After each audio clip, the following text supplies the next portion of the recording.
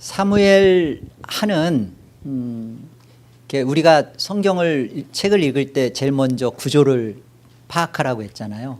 사무엘 하는 구조가 사무엘하가 몇 장까지 있죠? 24장까지 있어요.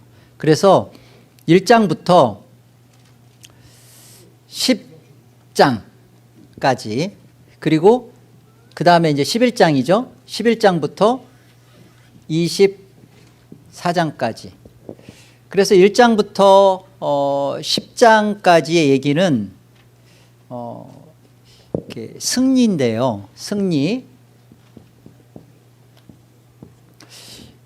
사무엘서가 가지고 있는 그 내용, 특별히 사무엘 하는 다 다윗 이야기예요. 사무엘상에 가보면 처음에 1장부터 7장까지 사무엘 얘기가 있고, 그 다음에 사울 얘기가 있고, 다윗 이야기가 있었잖아요. 31장까지. 그런데 사무엘 하는, 어쨌든 사무엘상 하는 한 권이에요.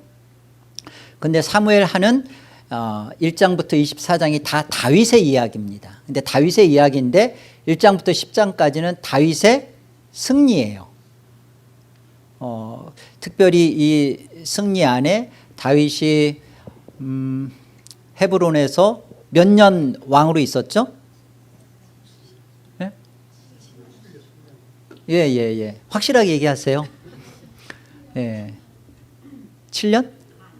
7년 반. 그렇죠. 7년 6개월. 7년 6개월 동안 다윗이 왕으로 있는 이야기. 그리고 다시 예루살렘에서 왕으로 또 통치하는, 예루살렘에서 몇 년 통치하죠?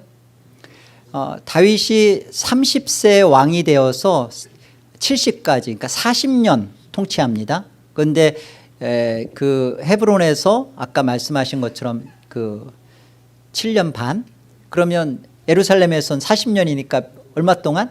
33년. 이렇게.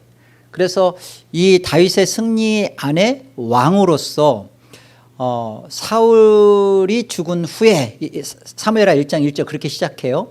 사울이 죽었을 때 그 사울의 시체를 가지고 오는 아말렉 사람을 어떻게 처리하는지, 그 다음에 또 그 사울의 그 뒤를 이어서 아브넬이 왕으로 추대했던 이스보셋을 또 죽였던 레갑과 바하나를 또 다윗이 어떻게 처리하는지, 이런 부분들 속에 다 있는 내용들, 그 안에서 1장부터 10장이 그런 내용들을 담고 있는데, 이게 다 승리를 얘기하고 있습니다. 다윗의 승리. 다윗이 얼마나 이렇게 전쟁에서 그리고 삶에서 승리를 보여주고 있는지를 보여줘요.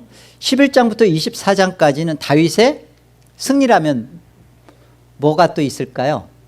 철저하게 다윗의 실패를 다루고 있습니다.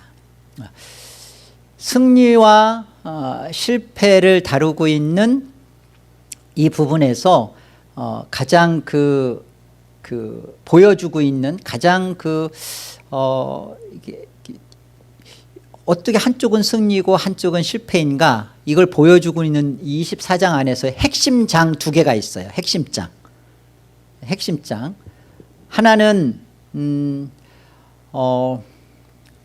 11장입니다. 11장. 이 11장은 어떤 내용이죠? 11장.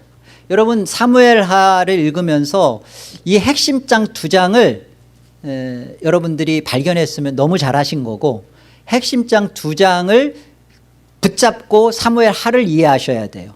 이 핵심장 두 장을 놓치고서 사무엘하를 아무리 읽어봐도 안 보여요. 사무엘하의 첫 번째 핵심장으로 드러나는 것은 11장입니다. 승리와 실패의 이제 있게 되는 이 11장.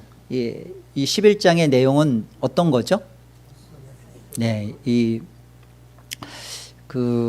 다윗이 이제까지 전쟁에 나가면 백전백승했어요. 그런데 다윗이 요압 장군을 내보내고 이날 전쟁에 참여하지 않습니다. 그리고서는 그 성전에 자기 그 백향목 궁전 위에서 지붕에서 돌다가 보죠. 누구를 봐요? 목욕하는 여인을 보죠. 그래서 그게 베스바예요. 밧세바. 몰랐어요? 그 여인을 보고 불러들이죠.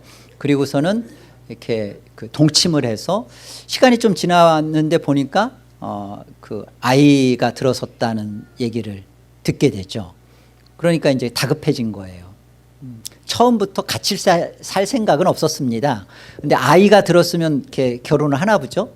그러니까 급한 마음에 이 문제를 무마를 시켜야겠다 해서 보니까 그 밧세바의 남편이 우리아죠. 우리아가 요압 장군 휘하에 지금 전쟁을 치르고 있는 거예요. 그러니까 다윗이 불러들이죠. 그리고서는 우리아를 급하게 빨리 집으로 가서 이렇게 쉬어라. 그래가지고 마치 이 아이가 우리아의 아이인 것처럼 만들고 싶었던 거예요. 그런데 우리아가 와가지고서 그러죠. 충신인의 모습이죠. 전장에서 지금 내 병사들은 싸우고 있는데 내가 어떻게 나만 홀로 집에 가서 편히 쉴 수 있겠냐. 나 그럴 수 없다 하고서 안 들어가는 거예요. 그러니까 다윗이 여기서 이제 생각이 이제 틀어졌죠. 그러니까 다윗이 또 한 번 생각해낸 게 편지를 하나 써서 이거 가지고 요압 장군한테 갖다 줘라. 대신 밀봉을 해서 우리아는 읽어보지 못하고 이제 갖다 주게 됩니다. 근데 요압이 딱 뜯어서 읽어보니까 뭔 내용이에요? 네, 우리아를 전쟁 맨 앞에 보내서 이렇게 화살이 빗발치는 곳에 갖다 놓고 너희들은 뒤로 빠져라. 그런 완전히 살인교사를 한 거죠. 진짜 살인을 벌이게 한 거예요. 이 일에 대하여 11장은 다윗의 이런 간음과 살인에 대하여 더군다나 아무 일 없었듯이 이렇게 덮어놓고 살고 있는 이런 다윗에게 하나님은 나단 선지자를 보내가지고 이 너의 소위를 내가 다 안다. 괘씸하다. 라고 지적해 주는 장이 11장이에요. 이것을 타락장이라고 합니다. 무슨 장이요? 천국장? 네, 타락장이에요. 고추장도 아니고 이 11장은 타락장이에요.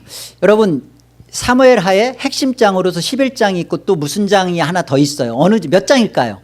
알아맞혀 보세요. 그러니까 여러분 다시 읽으셔야 돼요. 여러분 이 사무엘 하에서 이 장을 여러분이 못 보셨다면 사무엘 하를 여러분은 안 읽은 거예요.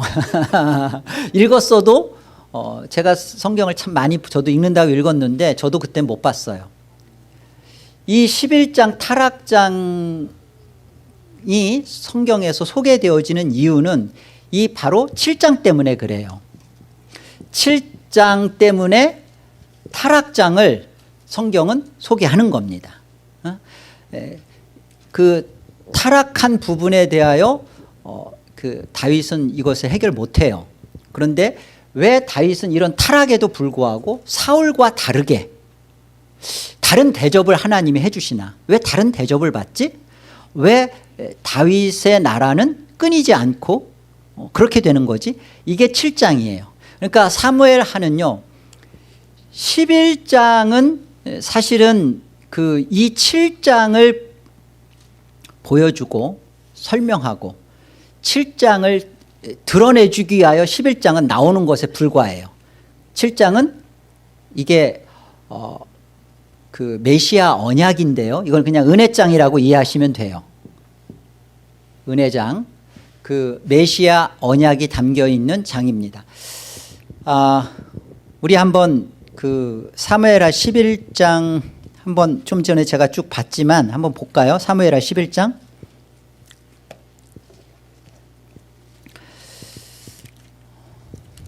사무엘하 11장 보세요.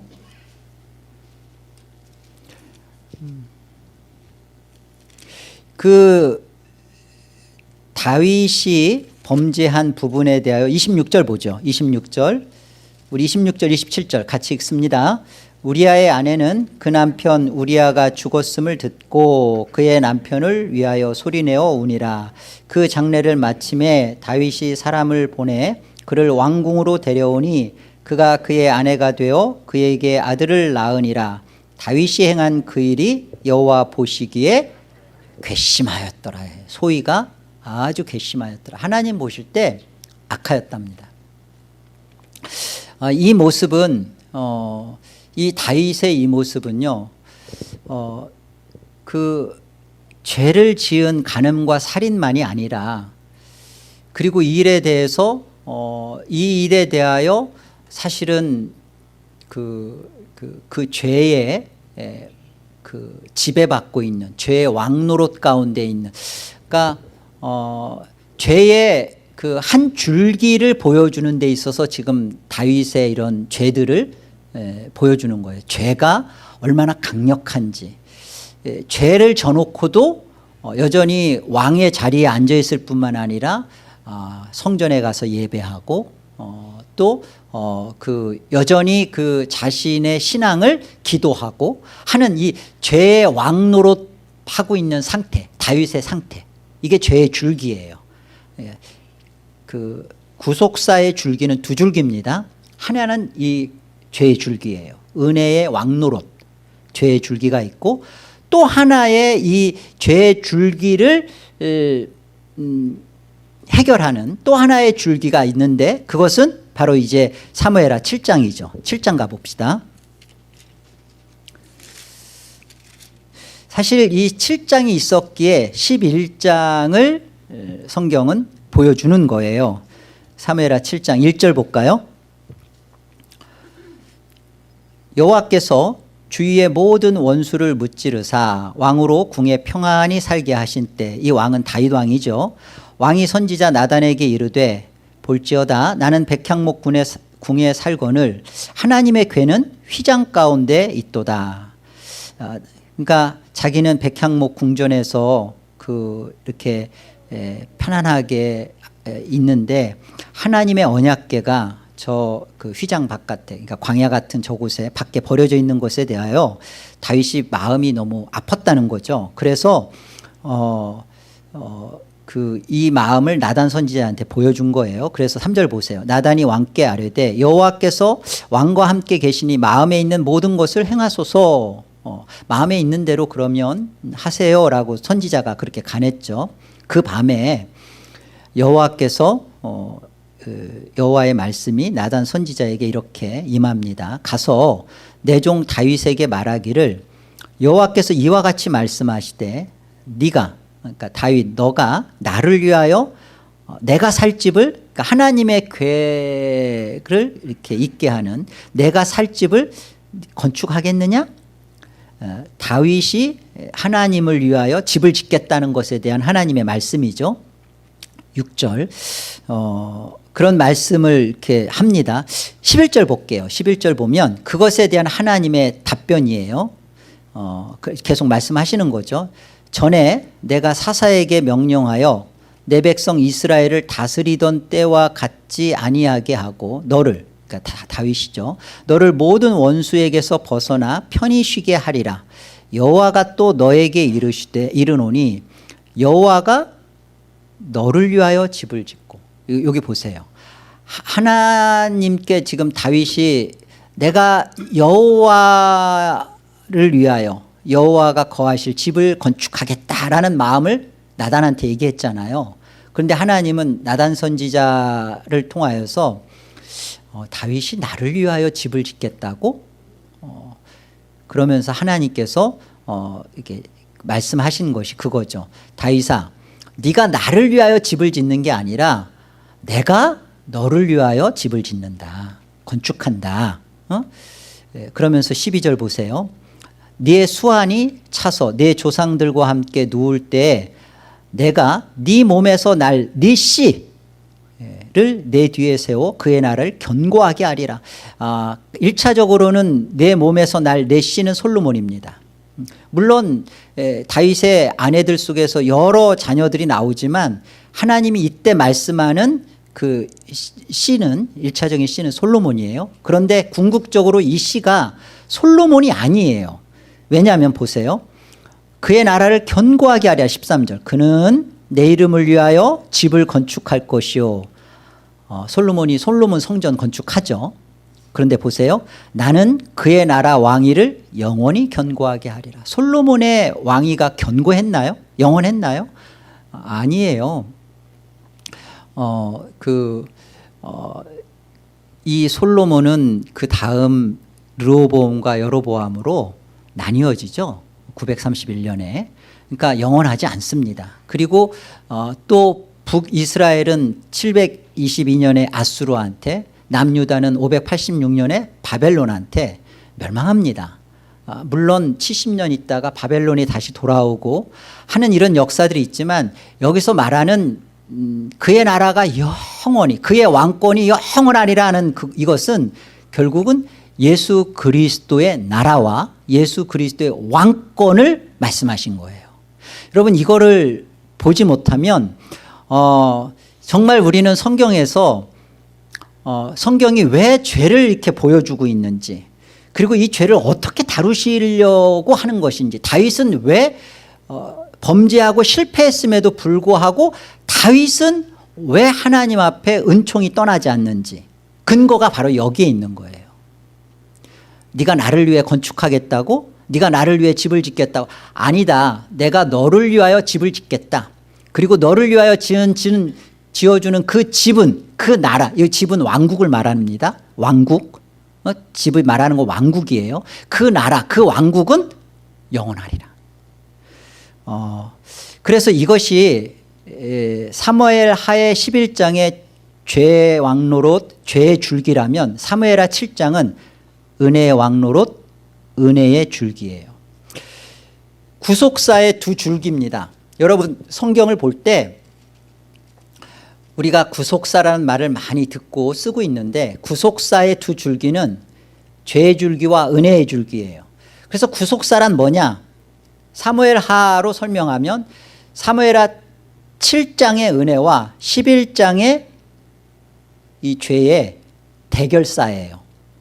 그런데 이 싸움에서, 이 싸움을 통하여 보여주려는 게 있어요. 인간은 끊임없이 다윗과 같이 범죄합니다. 그리고 범죄했음에도 불구하고 죄를 무감각하게 여기고 죄의 종노릇하면서 살아요. 그런데 어떻게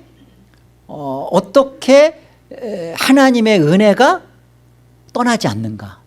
어떻게 승리했다고 하는가? 은혜와 죄의 대결사에서 어떻게 죄를 안 짓는 게 아니라 죄 속에 있는데 어떻게 이겼다고 하는가? 저와 여러분의 신앙의 진짜 고민이 그거잖아요. 분명히 성경은 창세전에 그리스도 안에서 우리를 선택했고 우리를 구원했고, 그리고 예수 그리스도의 이김 안에 우리를 이기게 했다라고 하는데, 현실은 솔직히 톡 까놓고 정말로 진짜로 우리가 죄 안 짓고 사나요? 우리 안에서 끊임없이 이런 내 자신을 보면서 내가 이러고도 정말 하나님 나라에 들어갈 수 있을까? 과연? 아니, 나는 예수를 믿어. 그런데 막상 그날 그 아침, 아니 아침이 아닌지는 모르겠어요. 그날 주께서 내가 좀 참고 참아왔지만 보니까 너는 해도 너무하더라. 뭐 그러면 어떡하실 거예요? 아니요, 저 믿습니다. 아니, 너 믿는 거는 알겠는데 그래도 좀 너무한 것 같아. 너는 조금. 그러면서 좀 아니니까 지옥 가라. 그럼 어떡하실래요? 그게 없다고요. 없는 이유가 이 사무엘 하에서 우리한테 가르쳐 준다고요. 그날 주께서 혹 그러지 않겠지만 옆에 사탄이나 누가 그런 말을 하더라도 하나님의 말씀에 사무엘 하에 분명히 하나님께서 보여준 거, 저는 그 말씀을 믿습니다. 그 말씀을 가지고 신앙했습니다. 너는 죄 가운데 살았다. 예, 저 죄 가운데 살았죠. 그런데 죄가 더한 곳에 은혜가 넘치게 하신 역사가 사무엘 하 역사거든요. 그게 로마서 5장의 증거고. 확인해 보죠. 보세요. 먼저 에레미야서 33장 가볼까요? 에레미야서 33장. 우리 2절 말씀, 우리 2절과 3절 같이 한번 합독합시다. 에레미야서 1105페이지 33장 2절과 3절 찾으셨나요? 자, 함께요. 이를 행하시는 여호와, 그것을 만들며 성취하시는 여호와, 그의 이름을 여호와라 하는 이가 이와 같이 이르시도다. 너는 내게 부르짖으라. 내가 내게 응답하겠고 내가 알지 못하는 크고 은밀한 일을 내게 보이리라. 이를 행하시고 그것을 만들며 성취하시는 여호와, 그의 이름이 여호와입니다. 여호와. 여호와란 뜻 자체가 구원의 하나님이란 뜻이에요. 여러분, 이 사무엘 하에서 보여주는 놀라운 은혜가 뭐냐면 하나님의 그 언약궤를 정말 언약궤는 가시적인 건데요. 이 언약궤의 의미를 너무나 잘 설명해 주는 게 사무엘 하예요. 누굴 통하여? 다윗을 통하여. 보세요. 언약궤 안에 그 하나님의 증거물 3가지가 있어요. 그게 뭐죠? 얘기해 보세요. 예, 뭐죠? 돌판, 예, 만나. 예, 이 3가지 다 대단한 하나님의 기적을 설명하는 게 아니라 인간의 죄성을 고발하는 것들이에요. 그 돌판은 첫 번째 돌판 아닙니다. 그 다음 깨지고 2번째 만든 돌판이에요.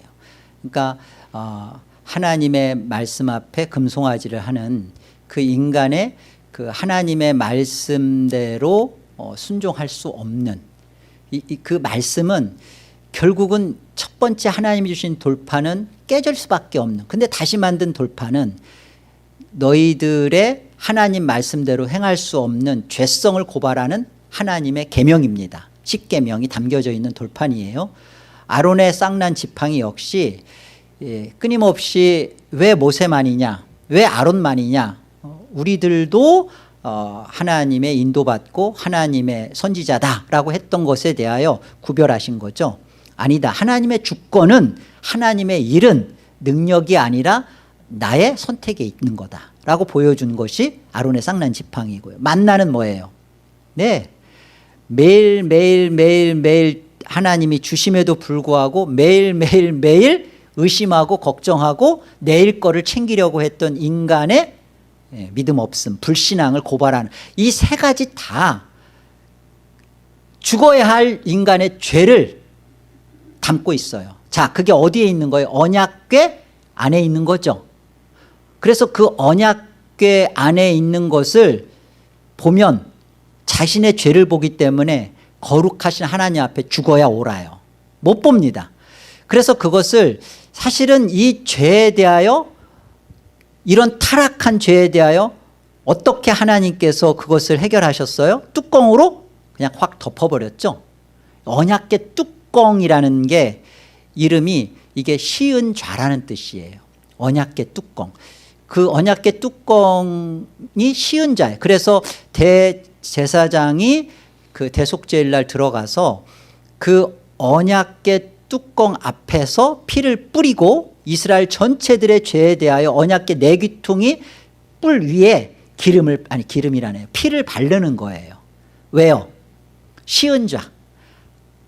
어린 양의 피가 이 죄를 덮습니다. 그러니까 죄를 뭐가 덮는 거예요? 은혜가 덮는 거죠.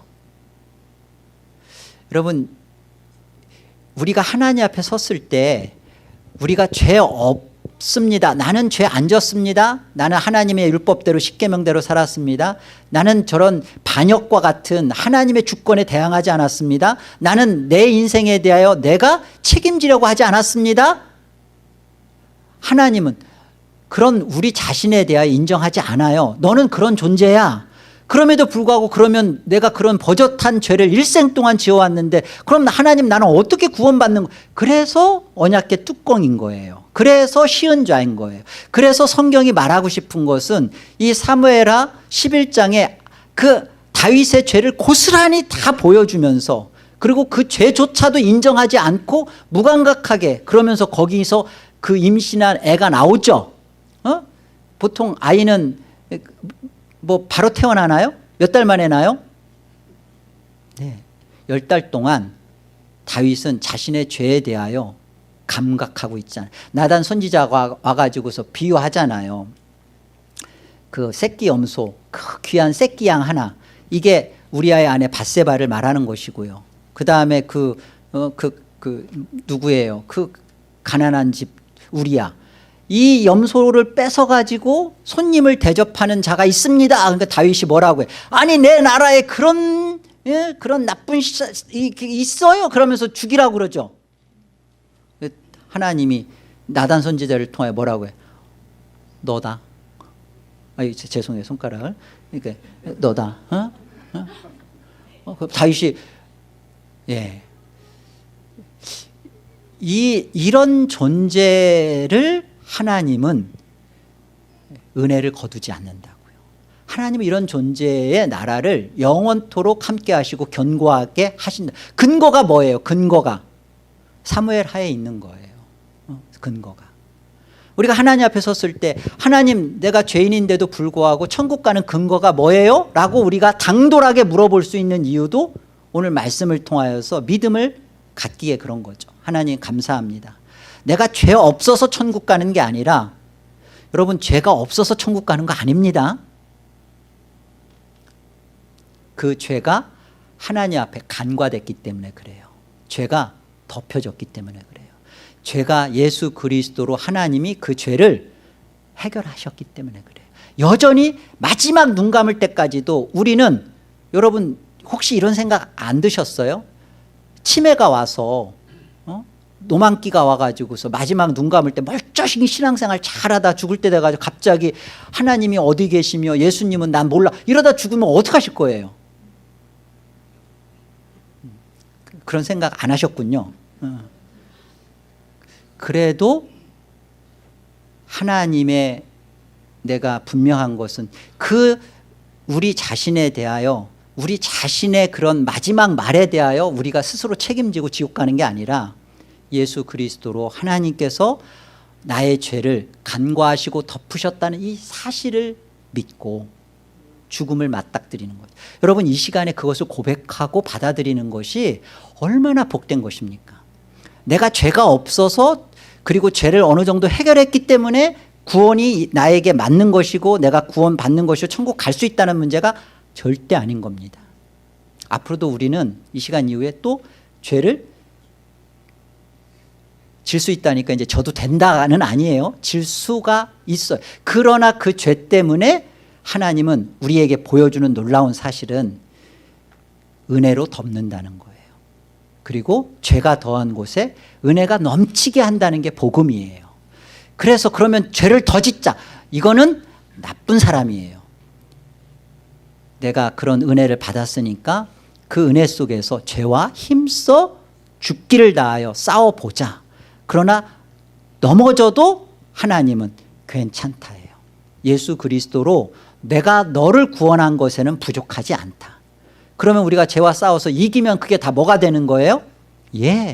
과정 속에서 목적을 맛보는 상급이 되는 거예요. 자, 하나님의 이 구원 언약궤 뚜껑이 바로 이 7장 메시아 언약입니다. 그래서 여러분 7장을 보면서 놀라운 복음의 비밀을 만나셔야 돼요. 7장을 읽고 또 읽으셔야 돼요. 성경 전체에서 사무엘 하 7장은 너무너무 중요한 역할을 하고 있습니다. 언약적 관점에서 구속사의 의미에서. 그래서 이 7장에서 말씀하고 있는 자 우리 7장 사무엘하 7장 다시 가요. 사무엘하 7장 11절 중요하니까 다시 한번 보세요. 이게 하나님의 구원이에요. 사실은 하나님의 왕국 그 나라를 주시는 거죠. 보세요. 전에 내가 사사에게 명령하여 내 백성 이스라엘을 다스리던 때와 같지 아니하게 하고 너를 모든 원수에게서 벗어나 편히 쉬게 하리라. 여호와가 또 다윗에게 이르노니 너에게 이르노니 여호와가 너를 위하여 집을 짓고 내가 여호와를 위하여 집 짓는 게 아닙니다. 내가 여호와를 위하여 내 나라 견고케 하나님의 집을 견고케 그게 아니라 여호와가 나를 위하여 집을 짓고 그 나라를 이루어 주시고 그 인간이 하나님의 구원에 보태지는 게 있다 없다. 왜요? 하나님의 구원에 아니 난 믿었잖아요. 그 믿음은 하나님의 선물이라고 했어요. 하나님이 주신 은혜입니다. 은혜를 가지고 자랑하는 것은 아니에요. 그거는 못된 거죠. 은혜를 가지고 그것을 하나님 앞에 보태줬다라고 생각하는 것은 오만이고 착각이에요. 우리가 하나님의 구원에 우리의 어떤 것도 보태지지 않았고요. 우리 안에 하나님이 설명해 주는 것은 우리가 보태진 게 있다면 죄밖에 없어요. 죄를 진 거예요. 그 죄 때문에 하나님의 구원이신 예수 그리스도가 죽으심으로 우리에게 넘치는 은혜가 부어진 겁니다. 그러니까 우리가 하나님 앞에 보탠 것은 죄를 보탠 거죠. 이게 인정하기 싫죠. 네. 그래서 로마서 5장 20절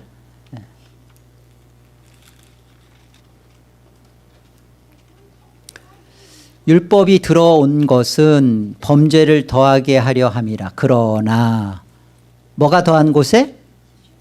네, 성경에 그렇게 되어 있잖아요. 죄가 더한 곳에 뭐가 넘쳐요? 예, 은혜의 왕노릇, 은혜가 넘친대요. 여러분 이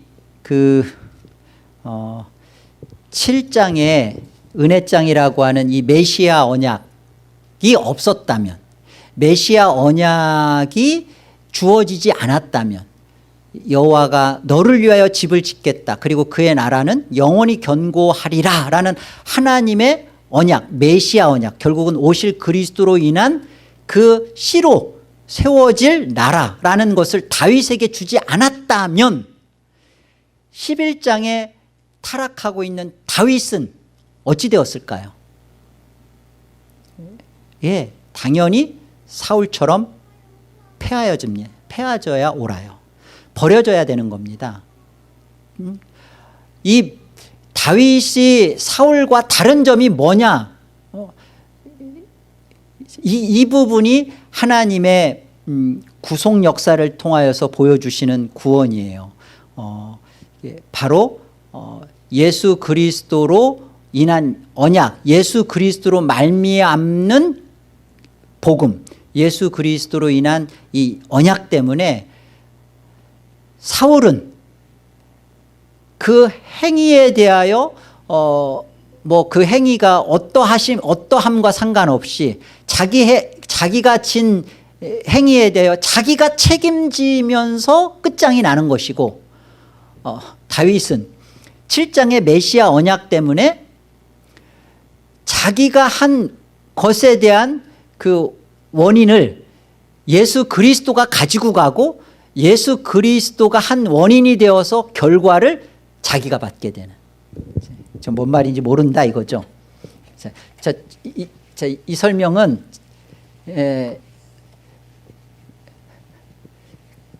이렇게 제가 한번 그려볼게요. 자, 사울과 다윗.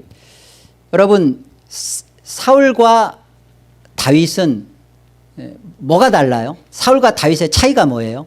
사울은 죄를 졌고 다윗은 죄를 안 졌나요? 여러분 어때요? 여러분 여기 그 사무엘하 3장 가보세요. 사무엘하 3장 1절.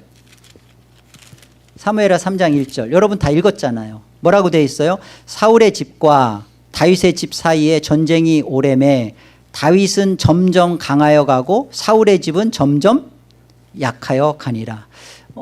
왜 이렇게 도대체 같은 왕인데 사울 왕과 다윗 왕에 있어서 똑같이 죄를 졌는데 왜 사울은 점점 약하여지고 결국은 자살로 끝나는 비참한 최후를 맞이하고 그의 왕조도 무너져 버리고, 다윗은 죄를 졌는데 왜 다윗의 나라는 죄질과 상관없이 그 나라가 견고하고 강성해져 가냐고요. 무슨 차이가 있냐고요. 이 차이는, 이 두 사람의 이 차이는 언약의 차이예요. 언약.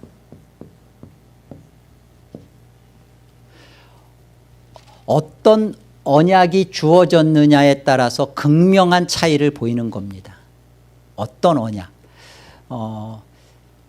사울에게 주어진 언약은 어떤 언약이냐. 사울에게 주어진 언약이 이게 행위 언약이에요. 이게 행위 언약이에요. 볼까요? 여러분 저기 가보세요. 사무엘상 가보세요. 사무엘상. 우리가 이제 사울에게 주어진 언약이니까 사무엘상 15장.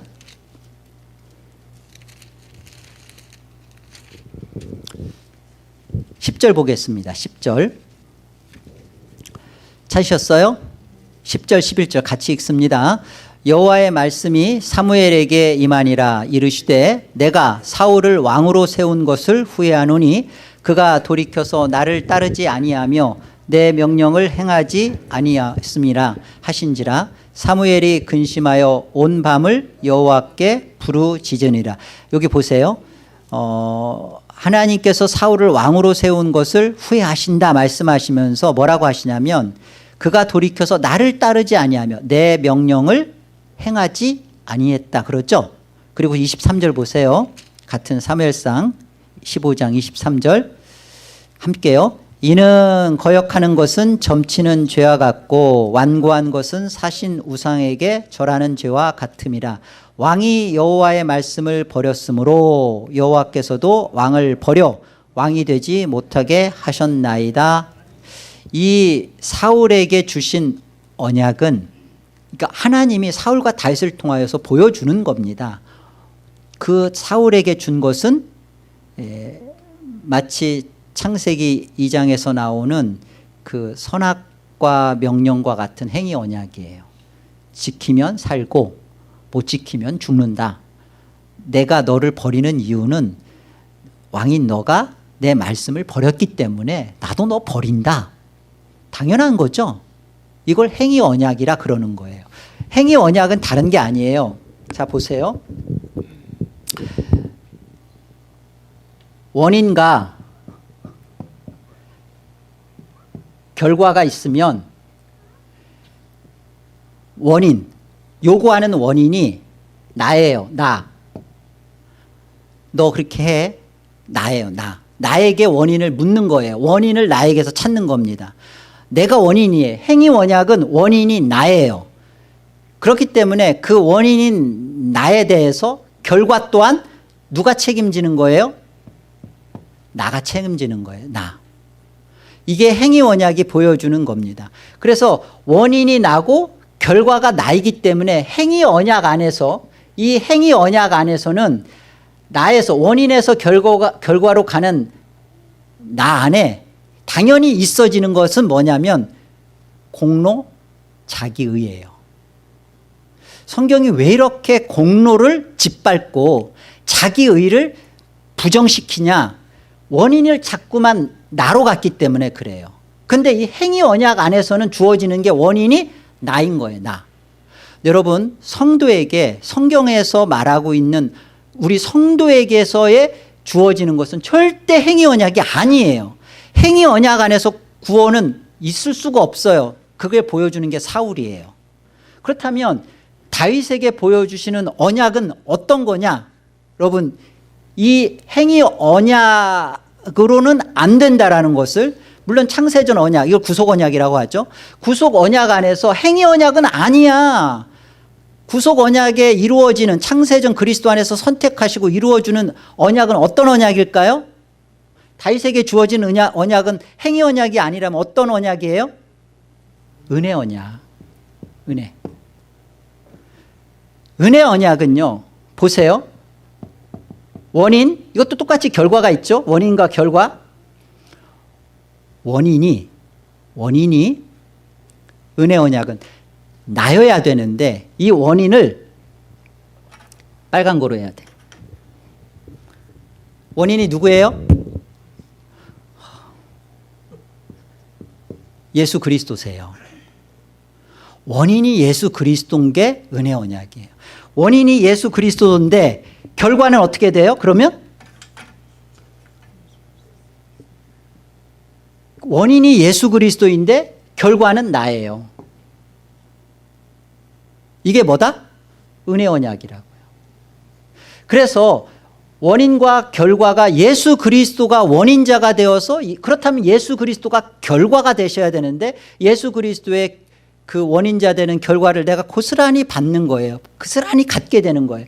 그래서 행위 언약에서는 자기의 공로인데 은혜 언약 안에서는 그렇기 때문에 이 원인이 예수 그리스도이고 결과가 내 것이 되기 때문에 이 의가 예수 그리스도의 의고 이 예수 그리스도의 의가 곧 나에게 전가된 하나님의 의라고요.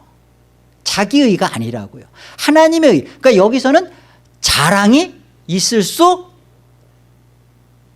없다죠. 이게 다른 거예요. 사울과 그래서 우리는 뭐 사울을 광야 기간을 통해서 하나님이 뭐 훈련하시고 다루셨다라는 그런 부분 속에서 하나님이 계속적으로 다윗을 10년 동안 광야 생활을 통해서 계속 배워주게 하는 것이 바로 그 은혜 언약 안에서 다윗의 인생이 하나님의 관심 속에 있고 하나님을 알아가는 삶 속에 있다는 것을 가르쳐주는 겁니다. 왕이 되는 것에 목적이 있는 게 아니에요. 사울은 그냥 왕 되는 거 목적이죠. 왕 됐어요.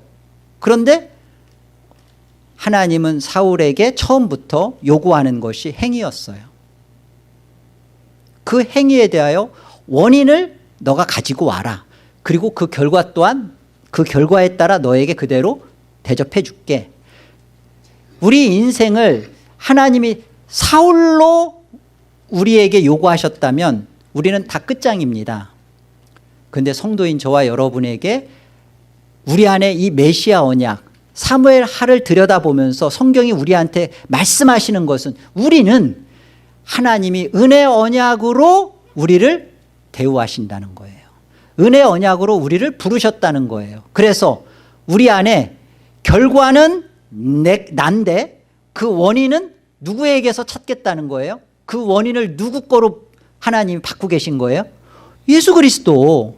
그러니까 예수 그리스도가 사람 몸을 입고 오셔서 이 땅에 우리의 인생이 되시는 것이 마땅한 거예요. 그죠? 예수님이 나의 원인이 되어 주셔야 될 거 아니에요. 나의 죄를 해결하기 위하여 예수님이 하나님의 말씀에 순종하시는 게 있어야 됐고 그 말씀대로 구원의 과정들을 사셔야 됐고 그가 십자가의 죽음으로 나의 죄에 대하여 대가를 지불하셔야 됐고 그렇잖아요. 그러니까 우리가 하나님 앞에 다시는 지옥의 형벌 그리고 영원한 심판에 우리가 하나님 앞에 있을 수 없는 이유는 일사부재리의 원칙입니다. 무슨 말이에요? 이게 법률 용어인데 이미 우리가 진 죄에 대하여 일사부재리 진 죄에 대한 형벌을 대가를 치른 죄에 대해서는 또다시 묻지 않는다예요. 다시 들추어내서 그러니까 감옥에 갔어. 그런데 형량을 마치고 나왔는데 그 형량에 보태져서 이런 죄도 있었는데 하고 다시 불러서 감옥 보내는 일은 없다고.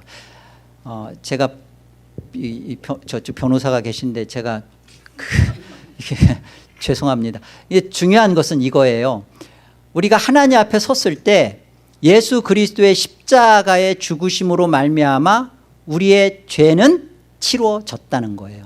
그렇기 때문에 나의 과거, 현재, 미래의 어떠한 죄에 대해서 하나님께서 다시 우리에게 죄를 요구하실 수 없다예요. 왜?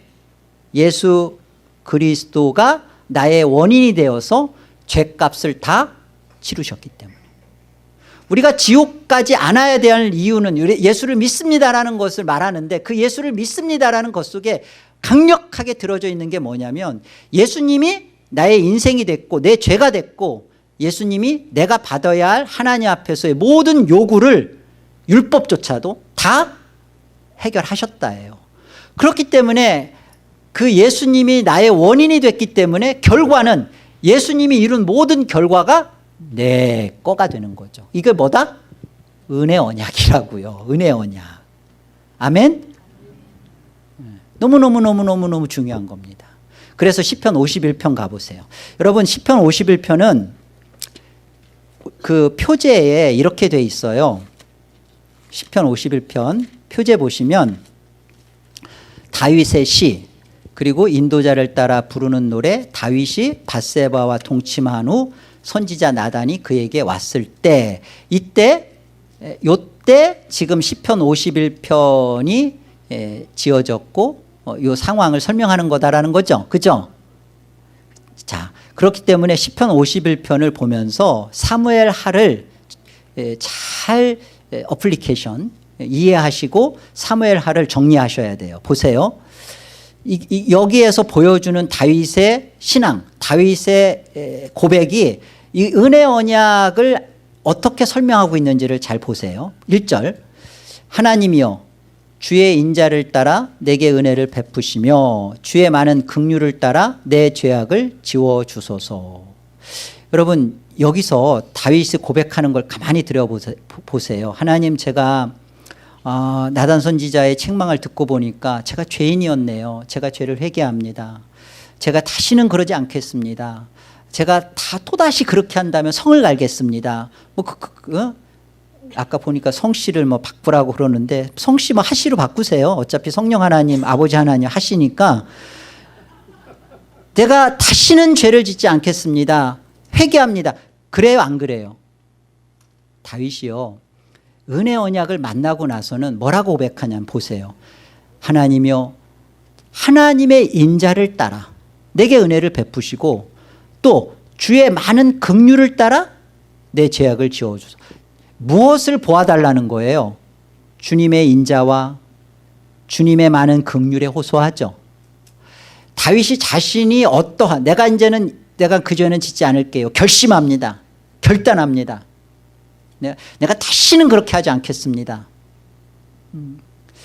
그런 자기 결단, 자기 결심에 대해서 다윗은 이제는 의지하지 않아요. 믿질 않아요. 로이드 존스 목사님이 그 WCC와 함께 하자라고 이렇게 존 스터트 목사님하고 또 이렇게 목사님들이 찾아와서 함께 하자 그랬을 때 로이드 존스 목사님이 딱 한 가지만 물어보고 제안했어요. 좋습니다. 제가 함께 할 수 있습니다. 근데 이거 한 가지만 약속받으면 제가 하겠습니다. 결신하지 않겠습니까? 그러니까 말하자면 끝난 다음에 결신 초대하는 거 그거 안 하면 내가 참여하겠습니다. 결신. 그러니까 말하자면 오늘 말씀을 듣고 예수를 믿기로 결심하고 회개하고 결단한 분들 앞으로 나오십시오라고 하는 거예요. 결신 그런 거 있잖아요. 그거 인정하지 않는다면 내가 참여하겠습니다.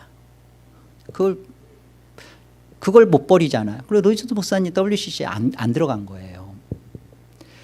인간의 결신, 인간의 결심, 결단 그거는 정말 예수 그리스도의 은혜가 무엇인지를 모르는 것이다. 그건 복음이라고 할 수 없다라고 로이존스 목사님은 말했어요.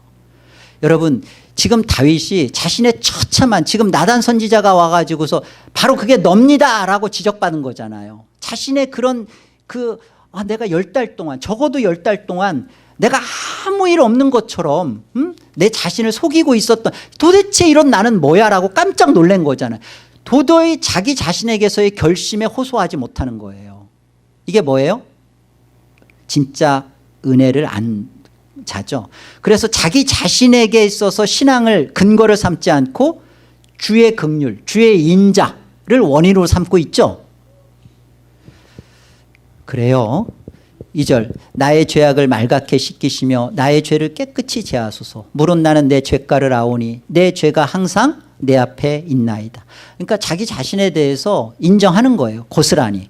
4절 내가 주께만 범죄하여 주의 목전에서 악을 행하였사오니 주께서 말씀하실 때 의로우시다 하고 주께서 심판하실 때 순전하시다 하리이다.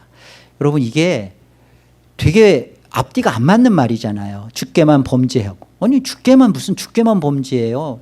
닷세마 죽였고 우리아 죽였고 태어난 아기도 죽였고 사람에게도 한 거잖아요. 그런데 주께만 범죄하고 주의 목전에서만 악을 행했고 그리고 또 주께서 말씀하실 때 그래 놓고도 의롭다고 하고 주께서 심판하실 때 순전하다 정결하다 하리다. 이게 도대체 이런 배짱 이런 믿음의 근거는 다 어디 있는 거냐는 거죠. 예? 이게 메시아 언약이에요. 사무엘하 7장 은혜 언약에서 나오는 말 은혜 언약에서 나온 근거예요. 예수 그리스도에게 두고 있는 근거예요. 좀씩 더 확인해 볼게요. 내가 죄악 중에서 출생하였으며 어머니가 죄 중에서 나를 잉태하였나이다. 보소서. 그러니까 죄를 져서 죄인이 아니라 죄인이니까 죄를 질 수밖에 없습니다라는 걸 고백하는 거고요. 보소서 주께서는 중심이 진실함을 원하시오니 내게 지혜를 은밀히 가르치리이다. 우슬초로 나를 정결하게 하소서. 내가 정하리이다. 나의 죄를 씻어 주소서. 내가 눈보다 희리이다. 내게 즐겁고 깊은 소리를 들려주시사 주께서 꺾으신 뼈들도 즐거워하게 하소서. 주의 얼굴을 내 죄에서 돌이키시고 내 모든 죄악을 지어주소서. 하나님이여 내 속에 정한 마음을 창조하시고 내 안에 정직한 영을 새롭게 하소서. 그러니까 뭘 결심하고 뭘 바꿔서 될 문제가 아니라는 것을 말하면서 11절입니다. 나를 주 앞에서 쫓아내지 마시며 주의 성령을 내게서 거두지 마소서. 의지하는 거죠. 성령 의지하죠. 주의 구원의 즐거움을 내게 회복시켜 주시고 자원하는 심령을 주사 나를 붙드소서. 여러분 다윗이 여기서 고백할 때 주께서 주신 구원을 내게 회복시켜 달라고 고백하지 않아요. 구원은 회복되는 게 아닙니다. 구원은 이미 하나님 안에서 완성되어 있고요. 구원을 하나님의 정하여진 하나님의 선택받은 하나님의 자녀가 구원을 잃어버리는 일은 절대 없어요. 여러분이 혹 보실 때 정말 여러분이 보실 때 교회를 다니고 신앙생활을 하는데 저 사람은 정말 여러분이 볼 때도 감히 그런 평가를 해서는 안 돼요. 그런데 중생한 것 같지도 않고 정말 구원받지 않은 사람처럼 살다 죽었어. 그런데 그 사람은 그러면 뭘까? 그 사람은요 처음부터 구원받지 않은 사람이에요. 구원받은 사람인데 구원을 잃어버리는 경우는 없어요. 하나님이 그렇게 하지 않아요. 성도의 견인 절대 그렇게 하지 않아요. 지금 다윗이 고백하는 게 그거죠. 내가 구원을 잃어버렸는데 이런 죄를 져서 구원을 잃어버렸는데 하나님 창조의 영 주시고 정직한 마음을 주시고 그리고 나를 다시 구원시켜 주세요. 아니, 구원은 다윗에게 떠난 적이 없어요. 중요한 건 뭐예요? 구원의 즐거움을 잃어버렸죠. 구원의 즐거움. 구원의 즐거움이 뭐예요? 하나님을 기뻐하고 하나님의 사람으로서 하나님의 나라의 아름다움을 누리고 그 하나님의 영광에 참여되고 하나님의 존재로서의 자신의 참모습을 형상이 회복 이 모든 것을 다 잃어버리고 그냥 짐승처럼 개 버러지처럼 그 돼지 지엄류 먹는 것처럼 먹고 살았던 하나님 떠난 그런 자신의 삶의 고통들 구원의 즐거움을 회복시켜 달라는 거예요.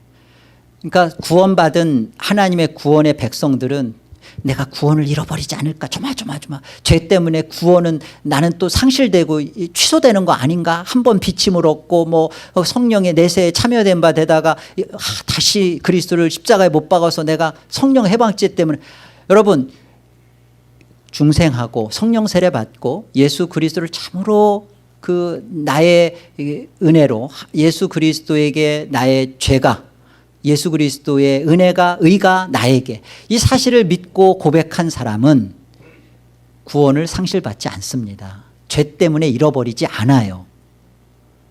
아멘.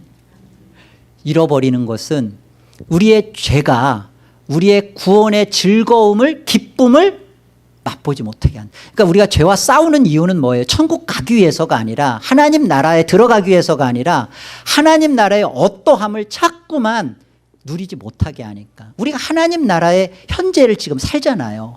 하나님 나라의 미래는 지금의 현재와 다르지 않아요. 다른 것은 죄가 없고 우리가 썩을 몸이 신령한 몸으로 바뀌어서 하나님을 우리가 온전한 마음으로, 깨끗한 마음으로 사랑하기에 부족함이 없다는 것 외에는 똑같아요. 의, 희락, 화평. 하나님 나라는 먹고 마시는 데 있는 것이 아니라 의, 희락, 화평 이런 거라며요. 그런 것들이 지금 우리에게, 중생한 우리에게 말씀 속에서 막 찬양하고 기도할 때 막 주어지는 이 하늘의 기쁨들, 하나님 나라를 우리가 맛보고 사는 거잖아요. 이 문제를 지금 다윗이 이 비참한 타락 속에서 고백하는 게 뭐예요? 하나님, 나의 구원의 즐거움을 회복시켜 달라고. 아시겠어요? 구원은 잃어버리지 않습니다. 만약에 그 사람이 구원받지 못하는 상황으로 떨어졌다면, 구원이 없어졌다면, 분명하게 말씀드리면 구원받았다가 구원을 잃어버린 게 아니라 애시당초 구원이 없었다가 구원 있는 것처럼 행세하다가 그냥 드러난 거에 불과해요. 처음부터 구원받은 사람은 그렇게 끝나게 하나님이 가만두지 않는다. 아니, 않으신다. 응? 아시겠습니까? 뭐 우리의 확실한 우리의 신앙이고 개혁의 믿음입니다. 개혁주의 믿음이에요. 자, 조금만 더 볼게요. 그 다음에 중요한 말씀이 13절, 그리하면 내가 범죄자에게 주의 도를 가르치리니 죄인들이 주께 주의 도, 십자가의 도인데요. 이걸 가르치겠대요. 십자가의 도를 가르치겠대요. 14절, 하나님이여, 나의 구원의 하나님이여, 피 흘린 죄에서 나를 건지소서. 내 혀가 주의 사랑을 높이 노래하리다예요. 여러분, 이게 너무너무 중요한 겁니다. 주의 사랑이 아니라 주의 의를 높이 노래하는.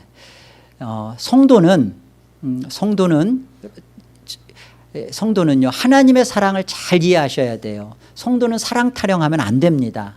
성도는 예수 그리스도의 십자가의 공로로 말미암아 그 안에서 하나님의 의를 높이 노래하는 가운데 사랑이 그 안에 100% 담겨져 있어요.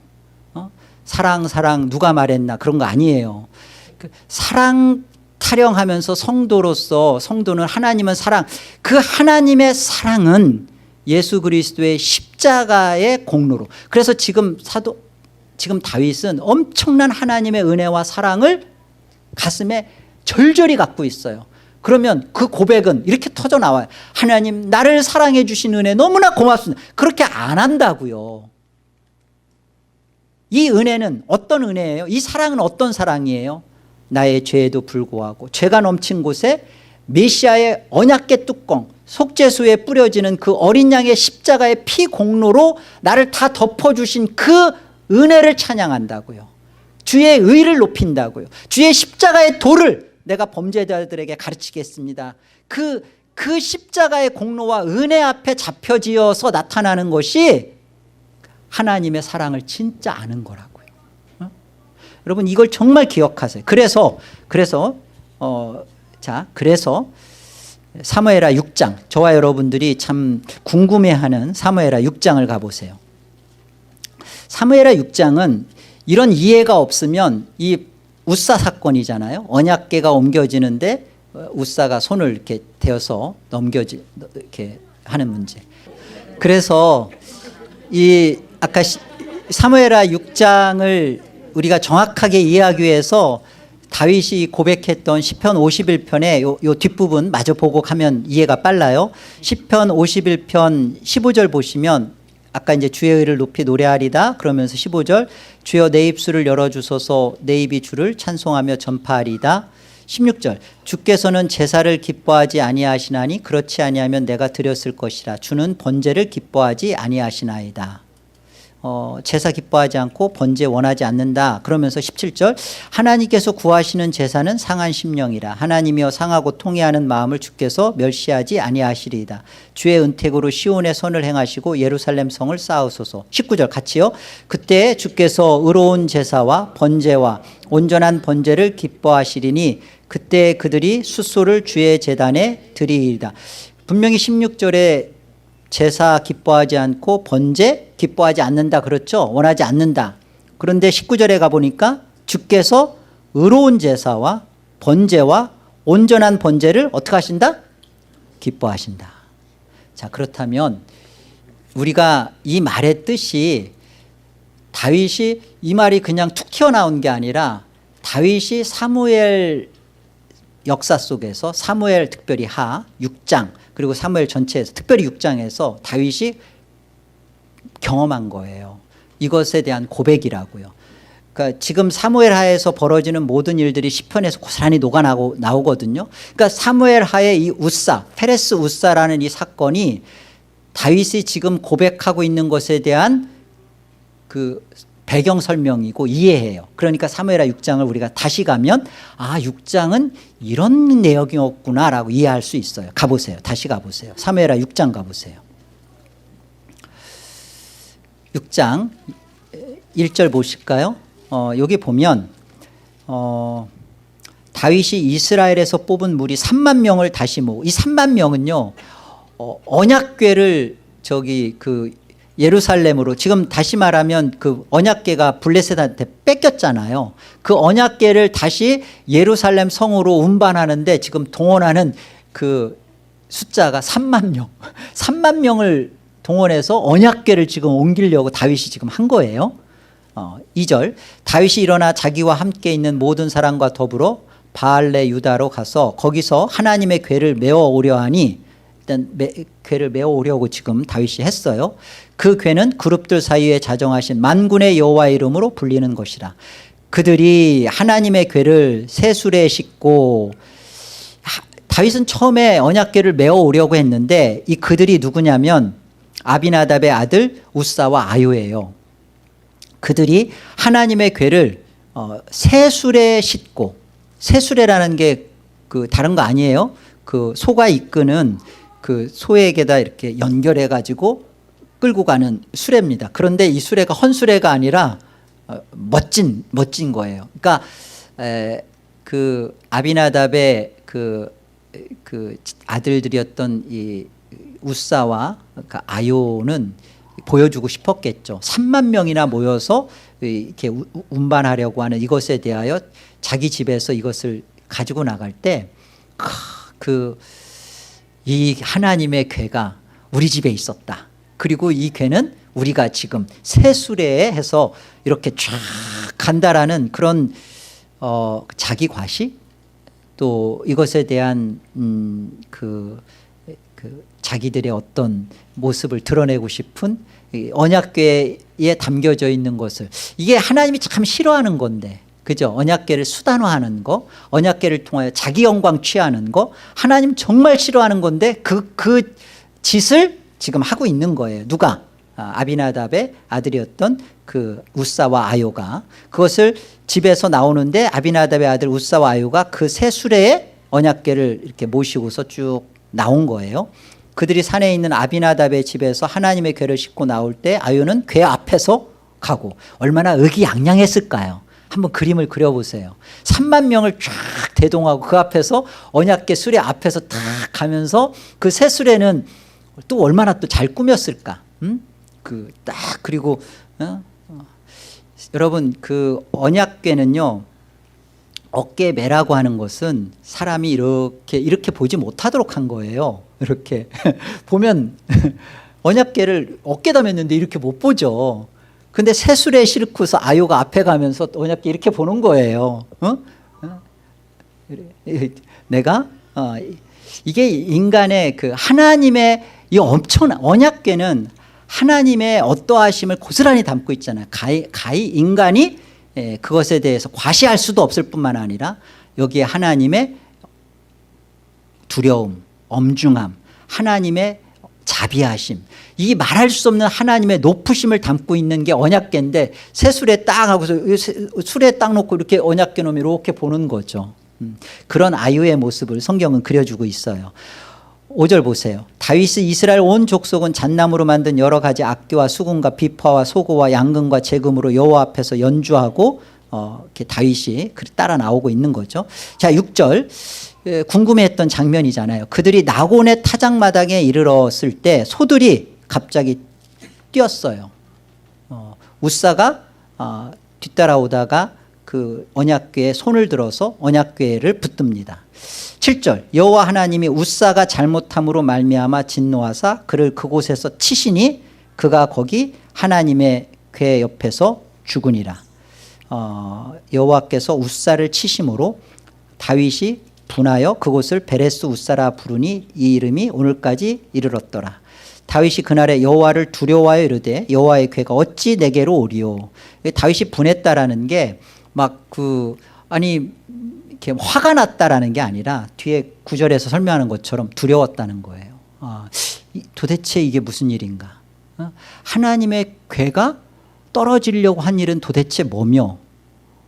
이전에 그 벳세메스로 가는 소 2마리가 암소가 끌고 갈 때 어때요? 좌로나 우로나 치우치지 않고 그 궤를 메고 있는 소가 똑바로 가잖아요. 하나님의 궤가 메고 있는 소들은 그렇게. 그런데 어떻게 소가 갑자기 하나님의 궤가 땅에 떨어지도록 저렇게 그냥 펄쩍 뛰는 일은 뭐며, 또 그 떨어지려는 궤를 붙들었던 우사는 그 자리에서 왜 즉사하여 죽는가? 아니 도대체 이게 무슨 일인가? 막 두렵고 엄두도 안 나고 말문이 막혔던 그런 상황이죠. 우리가 알고 있는 것처럼 처음에 다윗이 언약궤를 어깨에 매려고 했던 것은 하나님의 율법의 말씀입니다. 민수기 7장 9절에 가보면 레위 족속 가운데 누구죠? 고핫 자손. 고핫 자손들이 성기 기물을 옮길 때, 특별히 언약궤를 옮길 때 고핫 자손들이 어깨에 매도록 돼 있어요. 민수기 7장 9절 말씀이에요. 그렇게 하도록 돼 있습니다. 자, 그런데 보세요. 17절 가볼까요? 17절. 사무엘하 6장 17절. 여호와의 궤를 메고 들어가서 다윗이 그것을 위하여 친 장막 가운데 그 준비한 자리에 그것을 두매 다윗이 번제와 화목제를 여호와 앞에 드리니라. 다윗이 번제와 화목제 드리기를 마치고 만군의 여호와의 이름으로 백성에게 축복하고. 여러분 이 베레스 우사라는 말이 그 우사를 치시다. 페레스라는 말이 치다. 그러니까 말하면 죽이다라는 뜻이에요. 제거하다. 페레스 우사, 하나님이 제거하다. 그러니까 하나님이 죽여버리고 쳐버린 이유는 하나님이 새 수레로 옮겨지는 것 기뻐하지 않으셨고, 그리고 언약궤가 땅에 떨어지는 것에 대하여 떨어지지 않도록 붙든 것이 하나님이 원하심이 아니었다는 거예요.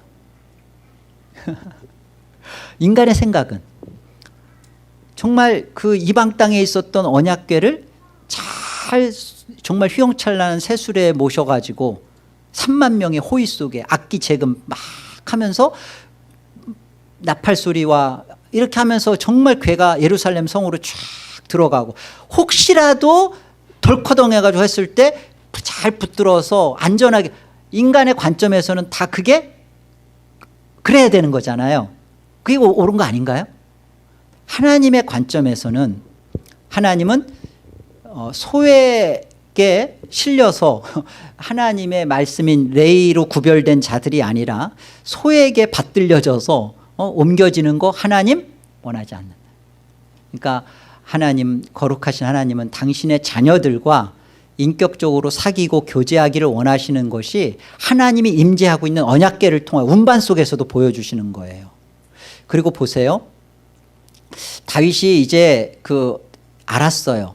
그래서 언약궤를 메고서 다시 옮겨지는 것이구나 하고서 지금 17절 18절 옮겨지면서 하는 행위가 뭐냐면 화목제와 번제를 드리죠.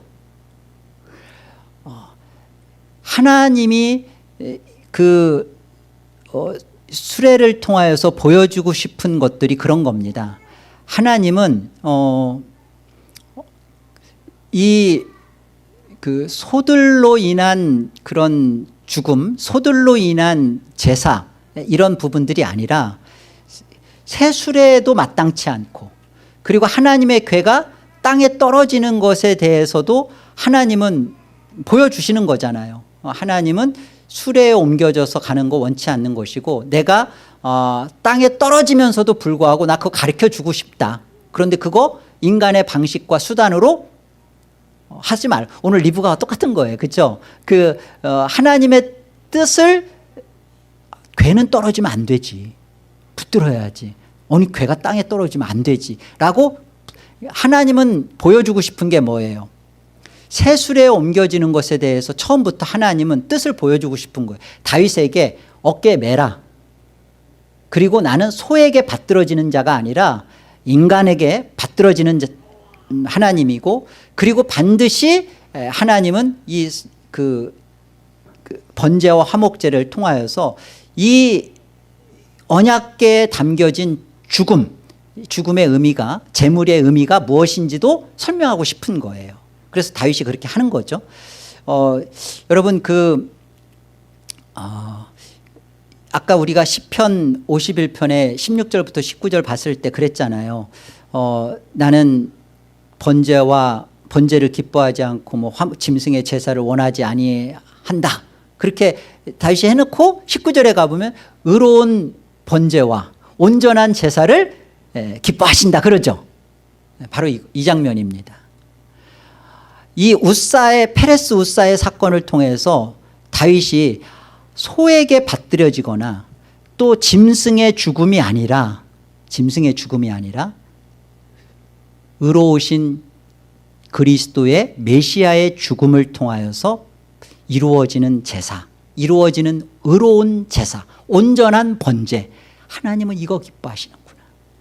하나님은 이 사무엘 하에서 그걸 보여주고 싶은 거예요. 거기에 우사가 아닙니다라고 나올 때 하나님은 페레스 시켜버리는 거죠.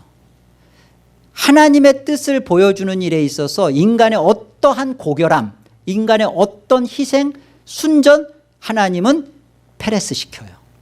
이게 정말 우리가 인간 중심적 사고를 할 때 그걸 통하여서 하나님의 어떤 일이 이루어졌을 때 하나님은 그것을 가증하게 여기고 더럽게 취급한다는 거예요. 하나님 중심적 사고와 하나님의 뜻은 하나님의 방식대로 또 한 번의 설교인데 그렇게 해야 되는. 그래서 오늘 페레스의 의미가 그런 겁니다. 히브리서 9장 가보세요. 히브리서 9장.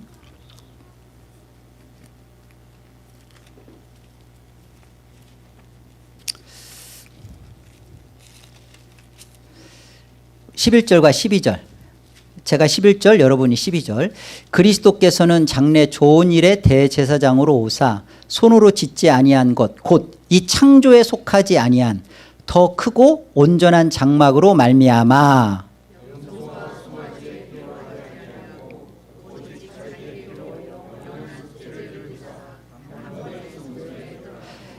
아멘. 아멘. 언약궤의 옮겨짐을 통해서 하나님이 원하시는 게 무엇인지를 보여주시고 싶은 거예요.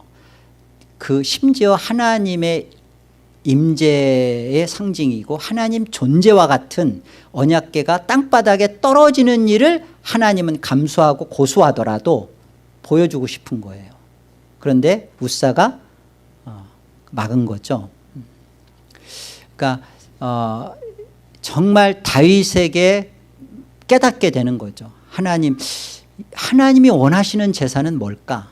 하나님은 짐승에게 받들어지거나 짐승의 죽음이 아니라, 그런 제사가 아니라 하나님은 예수 그리스도, 염소 황송아지의 피가 아닌 예수 그리스도의 이 죽음을 통하여 영단번 우리의 죄를 해결하셨구나. 이게 주의 의를 높이 노래하리다. 내가 주의 인자와 긍휼에 호소합니다라는 다윗이 예수 그리스도를, 오실 그리스도를 바라보는 그 고백이죠. 이게 사무엘하 7장의 메시아 언약 안에서 하나님이 주어지는 거예요.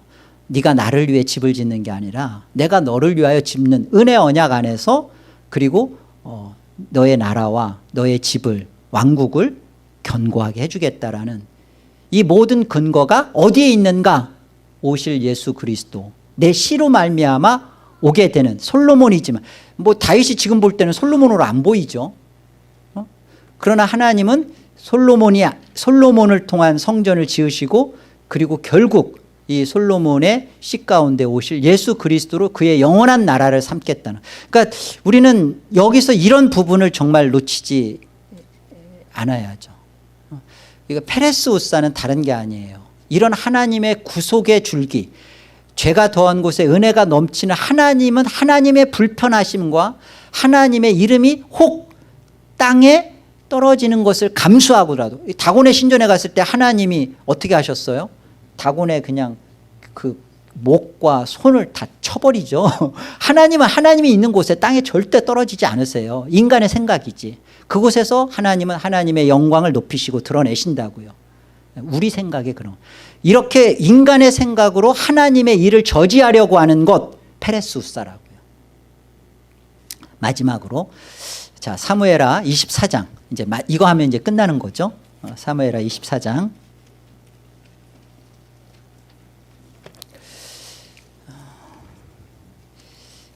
여기 보시면 다윗이 마지막에 실패, 이 역시 실패예요. 그 실패 속에서도 하나님은 은혜 언약으로 어떻게 다윗에게 그 예수를 보게 하시고 믿음을 붙들게 하는지가 이 마지막 장면이죠. 그 다윗이 1절에 보면 여호와께서 다시 이스라엘을 향하여 진노하사 그들을 치시려고 다윗을 격동시키사 가서 이스라엘과 유다의 인구를 조사하라 하신지라. 그러니까 다윗이 인구를 조사하는 일을 하나님 앞에 또다시 범죄하죠. 그러면서 여기 10절 볼까요? 다윗이 백성을 조사한 후에 그의 마음에 자책하고, 그러니까 다윗이 인구를 조사하려고 했던 그 심중 의도는 뭐냐면, 내 나라가 지금 뭐 계속 다윗이 승승장구하거든요. 블레셋도 에돔 족속도 주변에 있는 나라들을 다 정복해요. 그래 통일왕국을 이룬단 말이에요. 그러니까 내 힘이 어디까지인가, 도대체 내 나라는 어느 정도 부국한가, 어느 정도 힘이 있나라는 것을 일단은 그것이 이제 인구수, 요즘은 이제 인도가 중국보다 인구수가 많다며요. 그러니까 인구 조사를 하는 그 저의는 뭐예요? 내가 얼마나 힘을 갖고 있나, 내 나라가 얼마나 그러니까 하나님의 은혜를 떠나고 잊고 자기가 자기의 힘으로 자기를 확인하고자 했던 게 인구조사였어요. 이게 다윗의 범죄입니다. 그래서 10절에 자기가 백성을 조사한 것에 그의 마음에 이제 자책이 들어온 거죠. 이거 잘못된 거구나. 다윗이 여호와께 아뢰되 내가 이 일을 행함으로 큰 죄를 범하였나이다. 여호와여 이제 간구하옵나니 종의 죄를 사하여 주옵소서. 내가 심히 미련하게 행하였나이다 하니라. 다윗이 아침에 일어날 때 여호와의 말씀이 다윗의 선견자 된 선지자 갓에게 임하여 이르시되 가서 다윗에게 말하기를 여호와께서 이와 같이 말씀하시기를 내가 너에게 세 가지를 보이노니 너를 위하여 너는 그 중에서 하나를 택하라. 내가 그것을 네게 행하리라 하셨다. 그러니까 다윗이 범죄한 것을 인정하고 하나님 제가 잘못했습니다. 그러니까 하나님이 갓 선지자를 통해서 좋아. 네가 그렇다면 내가 너에게 징벌하는 이 세 가지 중에 하나를 받아라.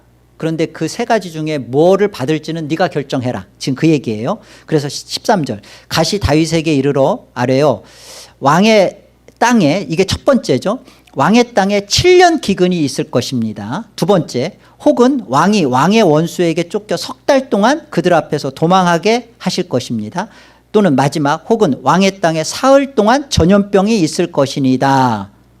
이 세 가지 중에 어느 하나를 선택하십시오. 7년 기근, 석 달 도망, 3일 질병, 온역, 전 땅에. 자, 그런데 이에 대해서 왕은 생각하여 보고 나를 보내신 이에게 무엇을 대답하게 하소서 하는지라. 14절. 자, 다윗의 대답입니다. 다윗이 갓에게 이르되 내가 고통 중에 있도다 청하건대 여호와께서는 긍휼이 크시니 우리가 여호와의 손에 빠지고 내가 사람의 손에 빠지지 아니하기를 원하노라 하는지라. 그러니까 이 셋 중에 지금 분명히 하나를 선택할 거예요. 그런데 그 선택하는 것은 하나님 앞에 다윗이 자신의 범죄를 인정하면서 부탁하는 게, 내가 사람의 손에 빠지지 않고 여호와의 손에 빠지고 여호와의 긍휼 앞에 호소한 방법을 택하는 거예요. 그 여호와의 긍휼에 나를 갖다 놓겠다. 이게 7년 기근일지 석 달 도망일지 3일 온역일지 이것에 대해서 다윗이 어떤 결정을 하든지 간에 그 결정은 하나님의 긍휼 앞에 나를 갖다 놓겠다입니다. 여호와의 손에 빠지겠다. 그것에 대해서 15절 이에 여호와께서 그 아침부터 정하신 때까지, 이게 이제 다윗이 세 번째를 정한 거였어요. 하나님 앞에 3일 온역입니다. 전염병을 이스라엘에게서 내리시니 북쪽 단에서부터 남쪽 부엘세바까지 백성의 죽은 자가 몇 명이요? 7만 명입니다. 우리는 순간 다윗 너무했다. 지가 도망가지. 전 처음에 볼 때 그랬어요. 아니 진짜 이렇게 사람을 많이 죽이면서 지가 석 달 동안 도망 다니지. 제일 좋은 거는 자기가 범죄했으면 그렇게 해야지. 그 생각했거든요. 여러분 그런 생각 안 들었어요? 그런데 이것이 성경은 다윗이 여호와의 손에 빠지고 여호와의 긍휼에 호소한다라는 이 부분을 정말 구속사 안에서 보여주고 설명하는 겁니다. 7만 명이 죽었어요.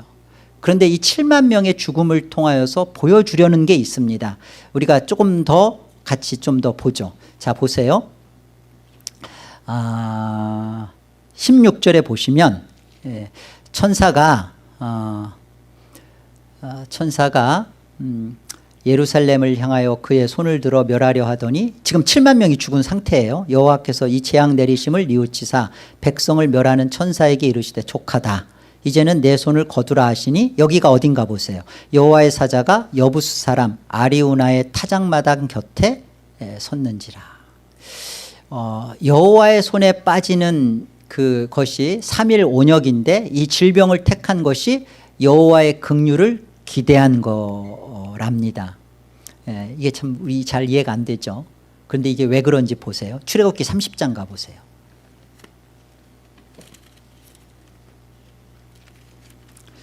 출애굽기 30장.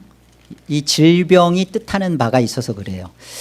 11절 여호와께서 모세에게 말씀하여 이르시되 내가 이스라엘 자손의 수요를 조사할 때에 조사받은 각 사람은 그들을 계수할 때, 지금 숫자 계산하는 과정에서 나오는 거예요. 계수할 때 자기의 생명의 속전을 여호와께 드릴지니, 이는 그들을 계수할 때 그들 중에 무엇이 없게? 온역이, 질병과 온역이 같은 말이에요. 온역이 질병이 없게 하려 함이라. 무릇 계수 중에 드는 자마다 성수의 세겔로 반세겔을 낼지니 한 세겔은 20게라라. 그 반세겔을 여호와께 드릴지며. 여러분, 질병, 온역은 무엇과 지금 연결되어 성경은 설명하냐면 생명의 속전과 연결되어 있어요.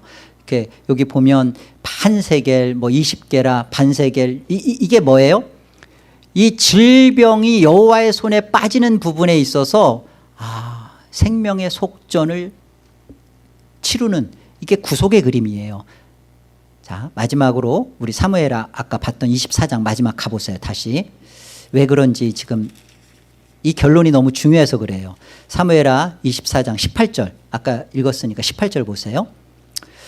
이제 마지막까지 쭉 읽어보시면 이해가 될 겁니다. 보세요. 이날에 갓이 다윗에게 이르러 그에게 아뢰되 올라가서 여부스 사람 아리우나의 타작마당에서 여호와를 위하여 제단을 쌓으소서. 여러분 우리 아시죠? 이 여부스의 사람 아리우나의 타작마당에 여기가 그 모리아산입니다.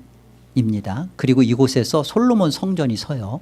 그러니까 이곳에서 보세요. 제단을 쌓으래요. 이 제단은 틀림없이 여부스 사람 이 모리아산 이삭의 죽음을 통하여 예표하시고, 예루살렘 성전이 쓰는 이곳은 틀림없이 예수 그리스도의 십자가의 죽음을 담고 있는 곳입니다.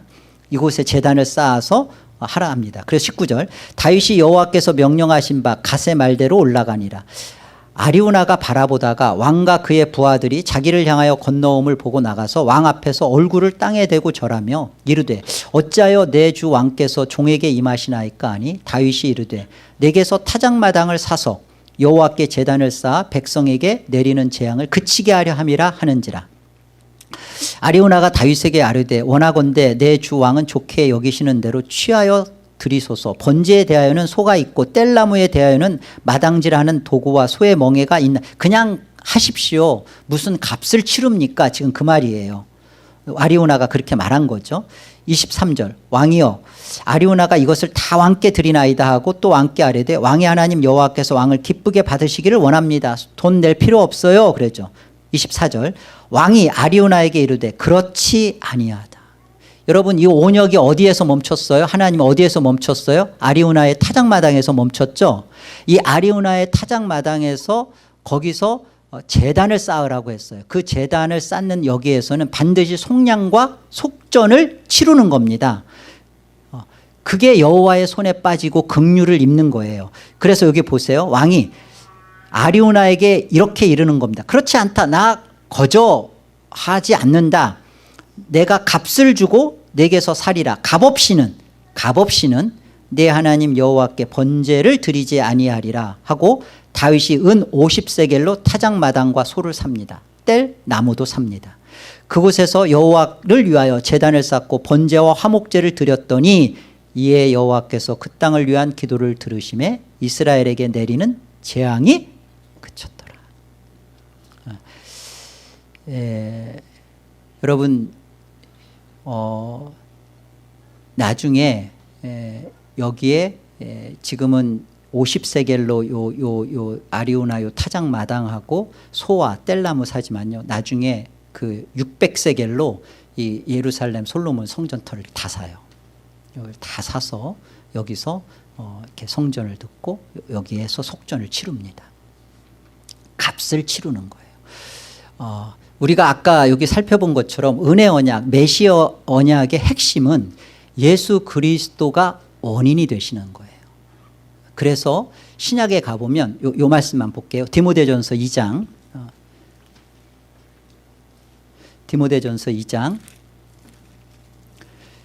5절과 6절 같이 읽읍시다. 함께요.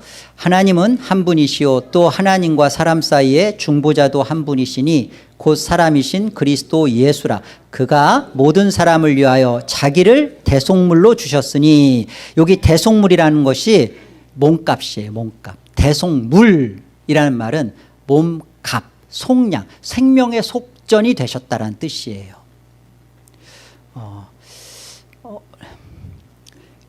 우리에게 이 말 진노를 그치게 한 제사는 다른 게 아니라 이게 그 여호와의 손에 긍휼에 빠지길 원합니다라는 3일의 온역. 그 출애굽기서 보면 그게 생명의 속전을 반드시 요구했잖아요. 질병과 함께. 이게 바로 그런 거예요. 그래서 7년 기근 그걸 석 달 도망하지. 그게 아니라 구속사의 역사. 예수 그리스도의 십자가의 죽음을 통하여서 하나님의 긍휼이 베풀어진다. 바로 이것이 영단번의 예수 그리스도의 대속이고요.